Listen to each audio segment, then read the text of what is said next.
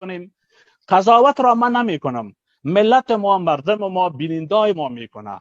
ما از ظاهر آقای حمید خراسانی میفهمیم که تا دین روز با یک ریش دیزایندار و اذا لقوا الذین آمنوا قالوا آمنا میگفت و امروز با یک ریش بزرگ و کلان و اذا لقوا الذین و اذا خلوا الی شیاطینهم قالوا انا معکم. امروز بیرق اونا را پشت سر خود مانده و تفنگ گرفته که اگر کسی مثلا دعوت ما را، وحشت ما را، ظلم ما را تایید نمیکنه و امروی ما در صف نمیره، ما به این تفنگ اونا را میکشیم. آقای حمید خراسانی یک فاشیست تاجیک بود تا دین روز که صدای خراسانی را بلند کرده بود که ما خراسانی هستیم و با نادر با رئیس جمهور افغانستان با نادرخان القاب زشت و رقیق را استفاده میکرد و کوچی ها بالایشان فیر کرد. ویدیوشان پیش ما است. آیا امروز هم در برابر اونمو کوچی ها اف گفته میتوانند یا نمیتوانند؟ تا دین روز اینا تفرقه قومی ایجاد میکردن، خراسان صدا میکردن، هم فکر لطیف پدرام بودن، از ولسی جرگه تا خانهشان لطیف پدرام را اینا سکورت میکردن. ما حیران هستم که آقا چی وجدانی دارد که یک پاکستانی به نام فیض حمید رئیس ISI از هتل سیرینا جنگ و حملات نظامی را بالای پاکستان رهبری میکند و این آقا آمر امنیت بود و مردم خود را اینا در پالوی اونا سرکوب میکردن و افتخارم میکردن و به ملت افغانستان، به مردم خود، به مردم پنشیر اخطار بدماشی میدادن. اینمی آقا در اردوی ملی ایفای وظیفه کرده. اینمی آقا گفتن که ظلم و استبداد به اوج رسیده بود. ما صدای مسئولا ما میگه صدا بلند کردم، نظام را ترک کردم. آیا این نظام امروزی نظام پنجابی و این نظام پنجابی نظام عدل است؟ آیا صدای حقی که دین روز بلند کرد امروز هم بلند کردن میتونه؟ آیا عملیات، سوال از جناب زرابی صاحب، آیا عملیات نظامی بالای پنشیر شرعی و اسلامی بود؟ سوال از آقای زرابی، آیا در پنشیر قتل عام و جنازه ها را در آفتاب گرم گذاشتن تا که اونا بدبو بکند و اجازه تدفین و تکفین را ندادن شرعی بود؟ جناب زرابی صاحب، اینا گفتن که طالبا با حکومت پاکستان در سرحدات شما دیدین. ملت ما بیدار است. در 43 ساعت انقلاب افغانستان و در این جنگ اطفال ما هم امروز سیاست و منافقت و چلول پاکستان را امروز میفهمه.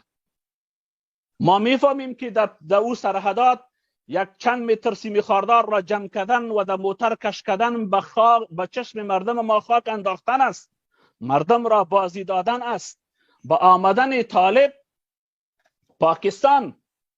پاکستانی ها، خصوصا کسایی که در رأس قدرت هستند، فوج پاکستان و افراد ISI به همدیگر شیرینی تقسیم میکردن، به همدیگر مبارکی میدادن. محمود قریشی در روز دوم آمد کابل و در چمن ارک افتخارانه قدم میزد. فیض حمید آمد و در سیرینا هتل چای میخورد و میگفت این چای کڑک چای ہے. شبانه طیاره های نظامی پاکستان بلند شد بالای پنشیر. قلب مای افغان پشتون تکه تکه شد. پنشیر عزتم است، ناموسم است، مادرم است. میتونن صحبت کنن. متاسفانه که آقای زرابی قاری عیسی توهین کردن برای ما. همه مردم به افغانستان میدانند که قاری عیسی خودش یک انسان علیه مذهب و منافق است. تا دین روز در خیمه لوجرگه در پالوی امرالله ناساله ششته بود.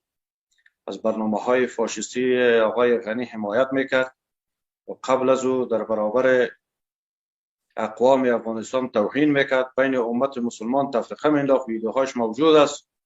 بعد بنا به درخواست امرالله صالح در خیمه لوی جرگه آمد در پالوی امرالله صالح 6 از ظلم و جنایات استعمار و مزدوران استعمار حمایت میکرد. به خاطر تملق‌گرایی و درگاه تیم ارک و شورای امنیت و امرالله صالح، به خاطر چند پول کثیفی که برازی دادن، اونجا یاوه‌سرایی میکرد. از ظلم و جنایات استعمار و امریکا و غلامان و بردگانش چشم پوشی میکنه. ویدیوهایش تمامش موجود است. ما اگر مشکل شخصی با کوچی ها داشتیم، یک کوچی را ما مورد ظلم و شتم قرار ندادیم. و نوار تصویری که وجود دارد، ما قبلا توضیح دادیم که اونمو آدمی که رمه داشت، من مخیطین از رخه پنشیر، از ولسوالی رخه، از قریه 60 بودک. شما بریم پرسان کنه، اگر دروغ بودک باز وجدان ما مثل از اینها ولی بیشرم و بی‌حیا نیستیم که از آیات کلام الهی به خاطر متاع و به خاطر تملق‌گرایی به درگاه این آن حقایق کتمان کنیم. شما بودین، شما غلامان و بردگان مزدوران استعمار بودین که به خاطر پول کثیف به اشرف غنی و به تیم فاشیستش که بین امت مسلمان تفرقه انداخت شما یاوه‌سرایی میکردین. اگر امریکا و جنرالان امریکایی این اظهارات دارن مثل جان مکین و امثالهم که طالب ما ساختیم، وقتی که حقانیت یک گروه مجاهدین امارت اسلامی را یهود و نصارا درک میکنن، باز در برابر از اونها توطئه میسازن، میخوان که امت مسلمان ناباور و بی‌باور بسازن که شک کنن بالای. ولی حقانیت مجاهدین امارت اسلامی بود که وقل جاء الحق و زهق الباطل. مجاهدین امارت اسلامی بر حق بودن، فداکاری کردن به خاطر ایجاد حکومت اسلامی، به خاطر آوردن استقلالیت کشور و دفاع از تمامیت ارضی. اینمی غلامان و بردگان یهود و نصارا و امریکا و مزدورانش بود که شکست خوردن. اگر امریکایی ها و گفته آقای قاری عیسی که ما ایران قاری حافظ قرآن میگن، انسان مؤمن مسلمان میگن، این خودشون منافق هستن، چون اینها توهین کردن، باید پاسخ حرفای خود داشته باشن. اگر اینها دشمن نخ و خنده یک منافق هستی که پاسخ تموش بودیم حالا بشکن. اگر مجاهدین امارت اسلامی را امریکا ایجاد میکرد، چطور در برابر مجاهدین امارت اسلامی هزارها بمب، هزارها جنایت جنگی را انجام دادن؟ اینها با هزارها امت مسلمان شهید ساختن، اطفال، مساجد، مکاتب، شفاخانه ها را صلیبی ها و مزدوران و غلامان بردگانش بودند که بمبارد کردن.